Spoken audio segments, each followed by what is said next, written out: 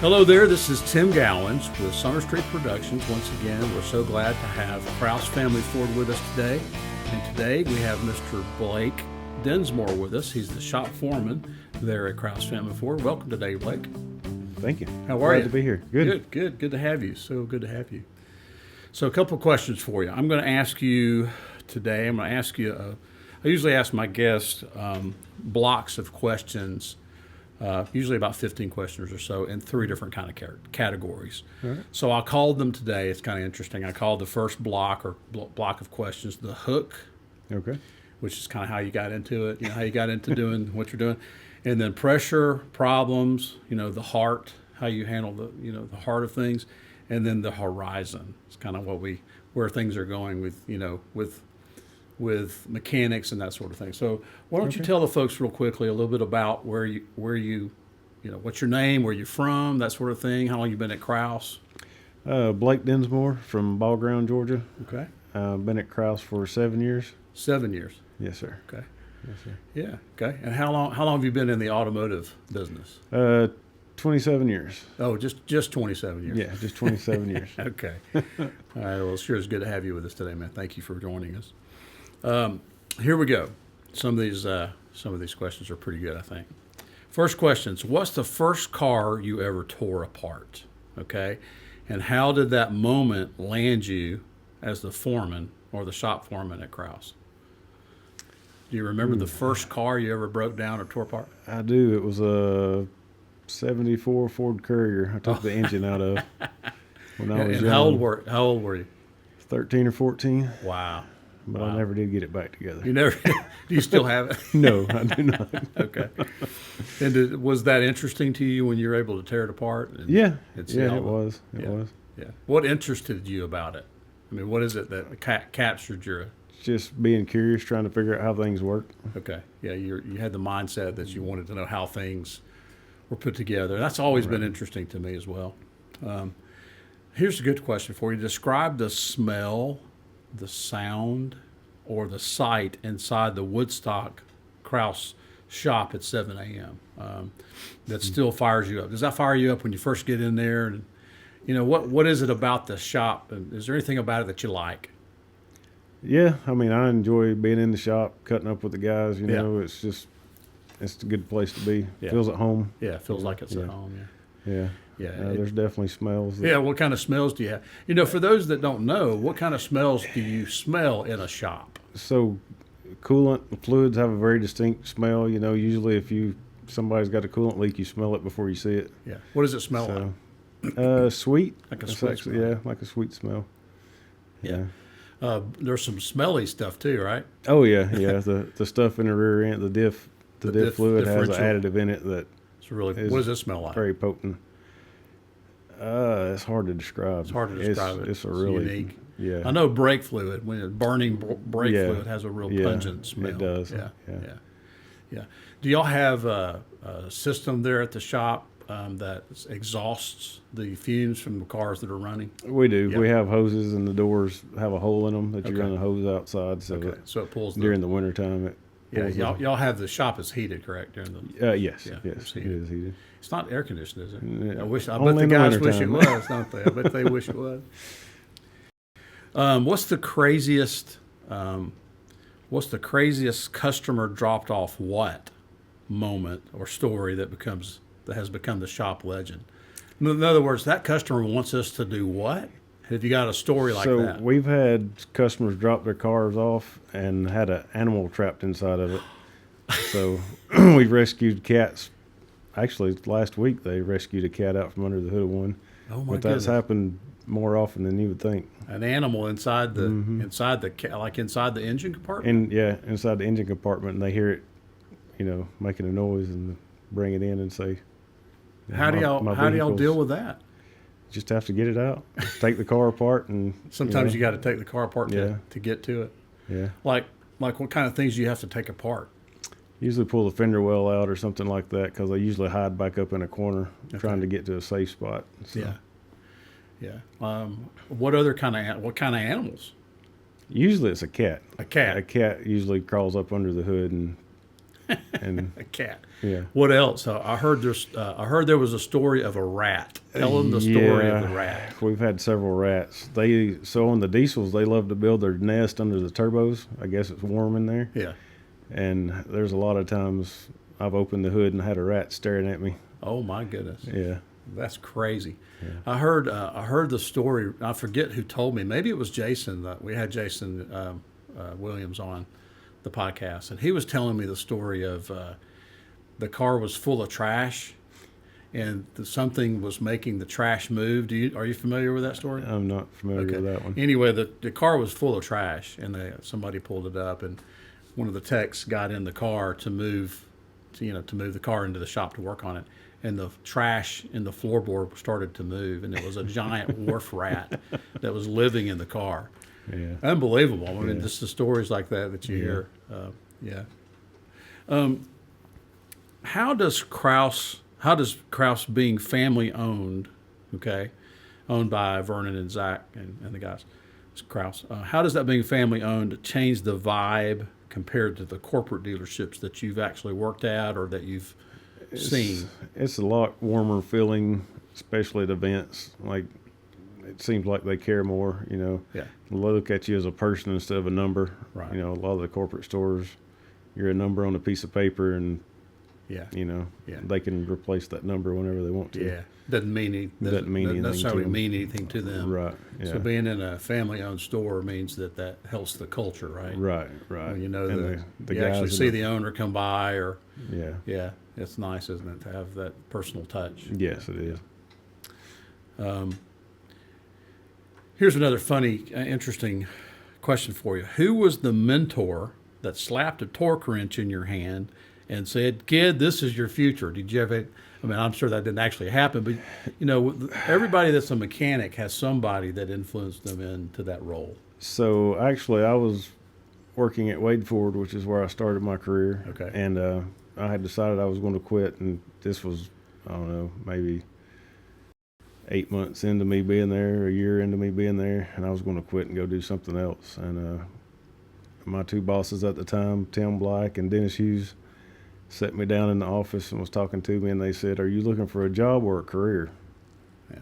He said, you can find a job anywhere, but if you want a career that you can, build everything on, then Right. you're better off staying here with us. So. Right. Yeah, I used to work for Corporate Ford years ago, Right. and Tim and I got to know each other. Nice man. Very Yep. nice He man. hired me when I was 17. When you're 17 years old. Wow, that's awesome. What was that, a couple years ago? Couple. Yeah. 98. Okay, next category of questions, we call it the heart area, okay? Where you had parts that were late, or you had the phone was blowing up, one bay was down, the equipment was down. Every dealer sometimes has these days. Yeah. And what kind of tools do you bring that helps you deal with those kind of days or those situations? It's a case by case, Right. There was I don't know if you were around for the recall for the Explorer tires. Oh yes, I remember that very well. So we actually had to go out and buy 2 more tire machines, and we had to get some of the guys that don't usually do tires doing tires. But usually it's a group effort. All the guys usually respect each other and want to help out. Yeah. I think Blake, your personality probably lends itself to smoothing things out. I mean, you seem to be so calm and smooth-minded to me. Try to be. And I think that probably helps, situations where things are not going so well, for you not to react as if things are falling apart, right? Yeah, I think that's it helps to stay calm. it helps to stay calm, because everybody has those days, right? Oh, yeah. How about this? When two techs are at each other's throats, over some misdiagnosis, what's your 60-second reset for them? What do you do when you have two techs that are fighting with each other and they disagree with something? How do you deal with that? Usually just talk it out. Try to stay calm, keep them calm. Yeah. And just talk about, because everybody has a different point of view when they're trying to look at something. Right. So just try to get them to talk and explain their point of view to the other person, and try to make it make sense to everybody. So you try to bring them together, and then Yeah. you try to calm everybody down, and then you try to make Yeah. the best decision based upon the information that's in front Correct. of you. Right? Yeah. Yeah, And I've been lucky to work with a lot of senior guys that that pretty much know how to know yeah. know probably what's going on. Right. Have you ever been in a situation where none of you get it right, and then what do you do then? Oh yeah, definitely. We have so the hotline. You know, if you have to call hotline and you can't figure something out, Right. they'll send the FSE out, What does that stand for? field service engineer. Okay. So he'll come out and try to help you diagnose it, and Yeah. you know, sometimes he don't know either. Yeah. Sometimes it takes everybody. Yeah. I'm sure it takes an army sometimes to get through some of the issues that you may face. Some of them Yeah. are probably somewhat unusual. How do you deal with customers that are being impatient with regards to situations like that? How do you handle that? You just have to remember that they're not upset with you. They're upset at the situation. Right. You know, so don't take it personal. Right. It's, Right. you know, Yeah, yes, that's a big part is don't take it personal. Because if No. you take it personal, then what? You're going to then lose you're your going to cool. get upset, and And they're gonna hurt your CSI or Yes. customer service Yeah. index, which I know is it's big now. it's big. That's- It's a big influence too. It's a big part of what the dealers consider important, right? Yes. Tech shortage. I know that's a big issue, right? Yeah. It's a big issue it has been probably for years. I don't know. It has. A lot of younger guys aren't getting into it. Right. Why do you think that is? I can't think of any other job where you have to invest $30,000 or $40,000 in tools before you can start Wow. working. It's that much? Yeah. Yeah. It's $30,000 to $40,000 in tools Between the before you can toolbox get started. and the- Wow, yeah. that's crazy. And now you have to have, you know, a laptop and Yeah. all the electronic equipment Right. to go with it. To So, all the things to talk to the cars, right? Yeah. Talk to the kid. Yeah. yeah.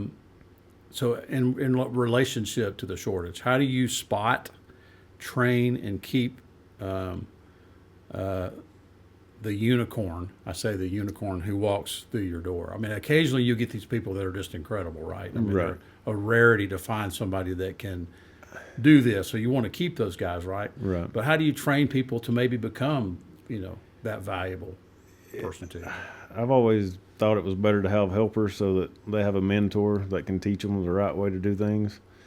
And it works out better for both of them. You know, the mentors can learn some of the more gadgets and, you know, the programming and Right. the newer stuff, and the older guys teach them the nuts and bolts of things Yeah. and Yeah. how to take them apart and put them together. How it works together, right? Yeah.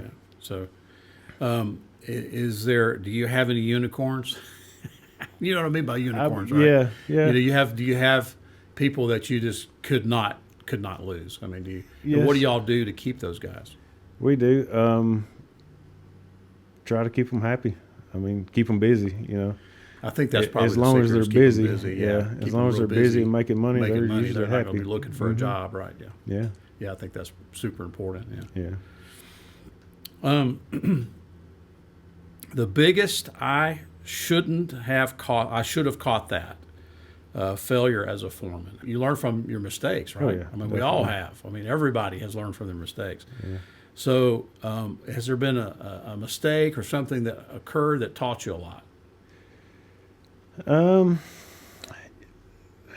Maybe There's something been that became the rule that you wrote on the wall after you learned it, you know? Right. Yeah.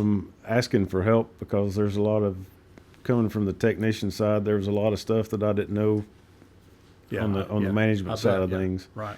And it just not being afraid to ask for help from your peers and, you know. I think a lot of guys have a hard time asking for help because they're guy, especially I'm a mechanic, I don't need any help, you know what I mean? Yeah. I think there's probably a lot of that.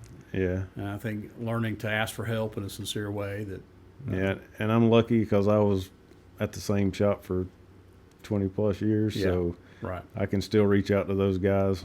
You're make still a phone friends call. with them, right? Oh, yeah. That's great. That's great. How do you deliver a $3,000 repair without losing the customer's trust? Explain the details. Be transparent. Don't try to buffalo them or tell them something that's not true, because nowadays everybody's got a phone. They can Google it. So if you're bending the truth in any way, they can call you out on it. Yeah, yeah. So Being, and that's one of the things I know about Krause is that they do have a honest, forthright reputation, right? Mhm. And that's kind of a hard thing to find nowadays, is. isn't it? It People is. are always looking to take advantage. correct. People are always looking to take the gouge, cut the biggest piece of pie they can get. Yeah. And I think ethically that shouldn't be the case. People should treat people fairly. I mean, we all have to make money, right? Right. But to make money in a fair way that educates the customer and makes them feel like you're on their team, Right. it's probably And I think that goes back to the family-owned part. yeah, it does. I think that so. goes I back think to it that. does. It sure does. Okay, EVs. Let's talk about EVs, electric vehicles. They're here, right? They are. So we're talking about the horizon now. This is our last category of questions: the horizon. What's coming our way? So EVs, they're here. What's the one new tool or skill every tech at Krause must master right now? What would you say?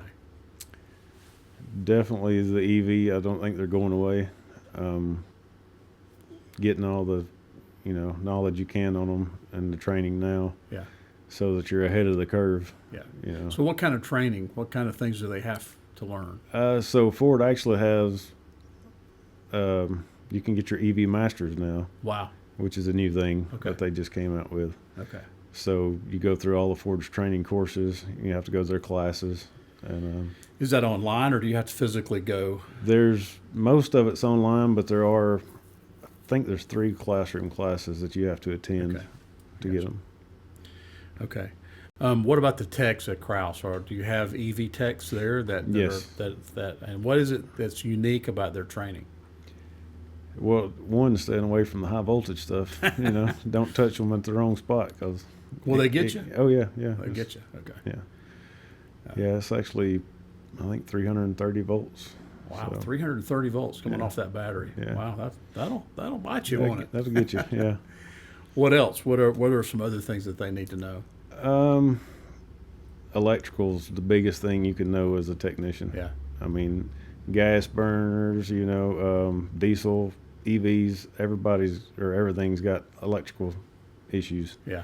So if you can nail down the electrical part, So having the ability to understand the electrical paths understand and diagnose and be able to diagnose what's do they have special tools that they have to diagnose EV stuff? They do. Like what kind of tools?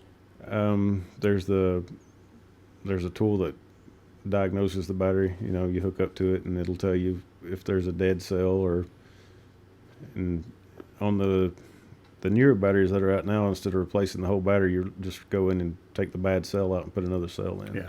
So here's an interesting question for you. Do you know of any low tech tricks or hacks in your shop that saves more time than any scan tool could do? Do you have any low techs like tricks that you could share?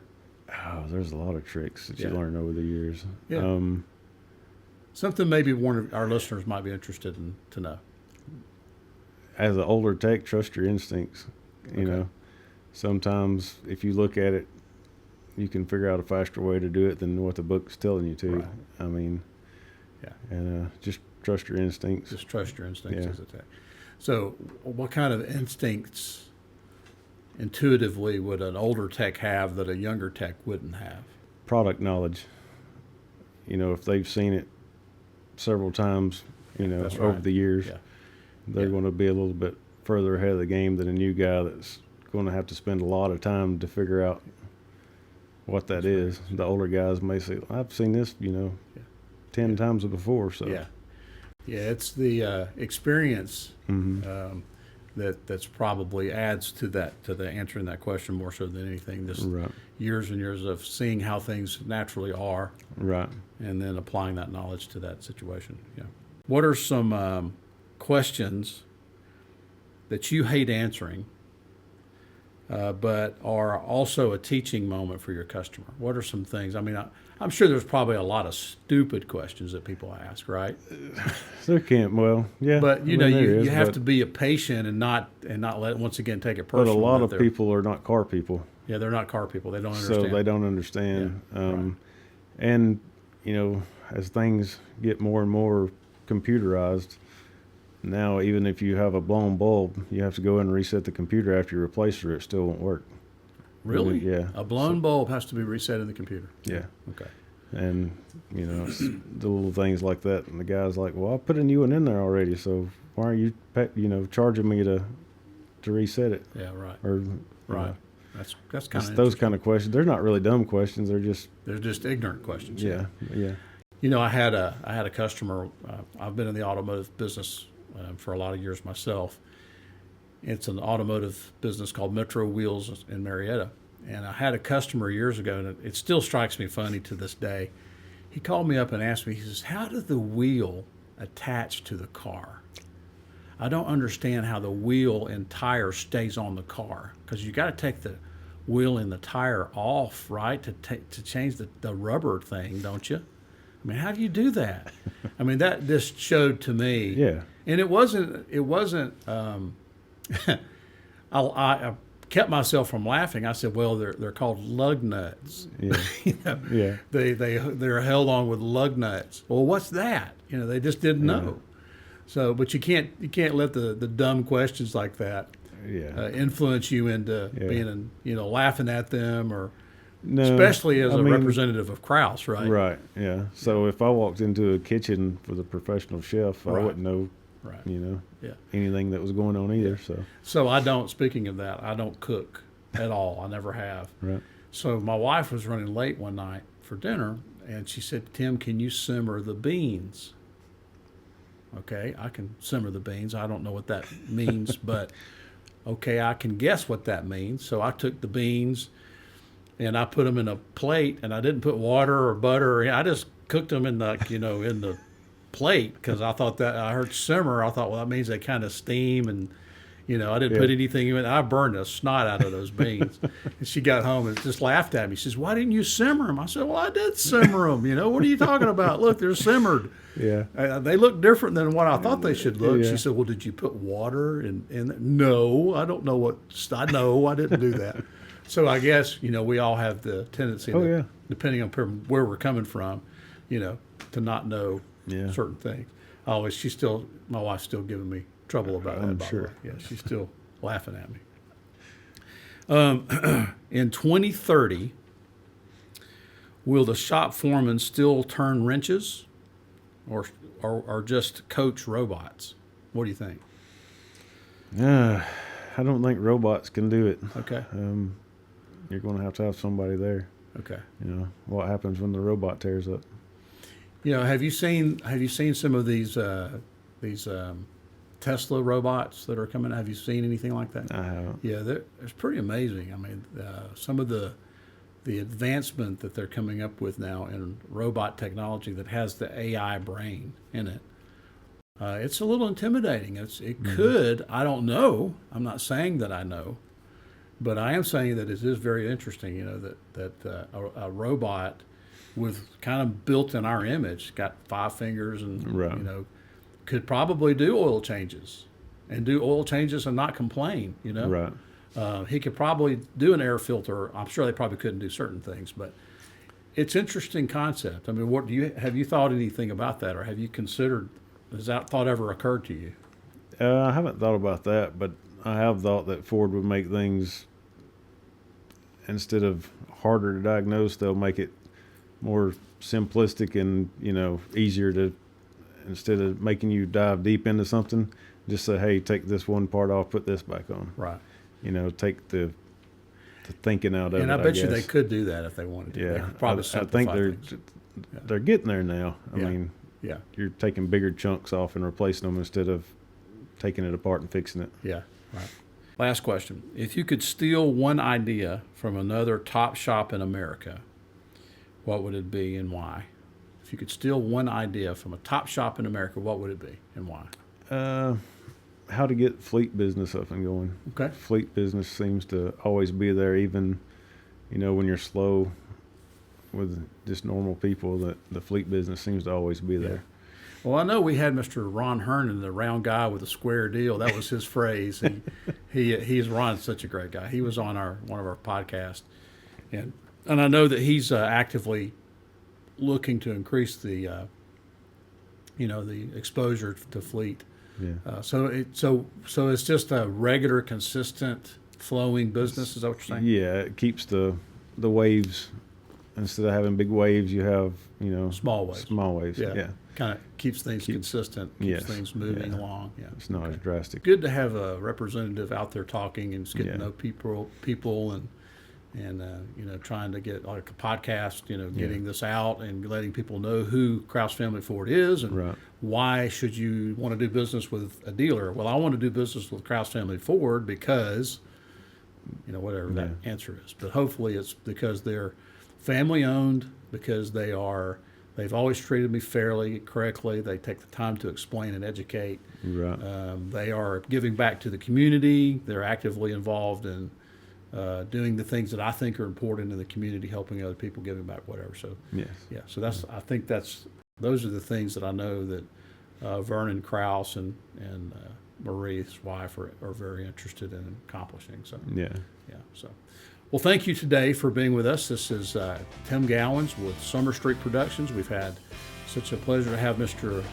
Blake Densmore with us today. Thank you for being with us. We Appreciate hope it. you'll come back. And Definitely. if you need a podcast or if you're interested in having anything done like this with your business, please feel free to reach out. Thank you. Have a nice day.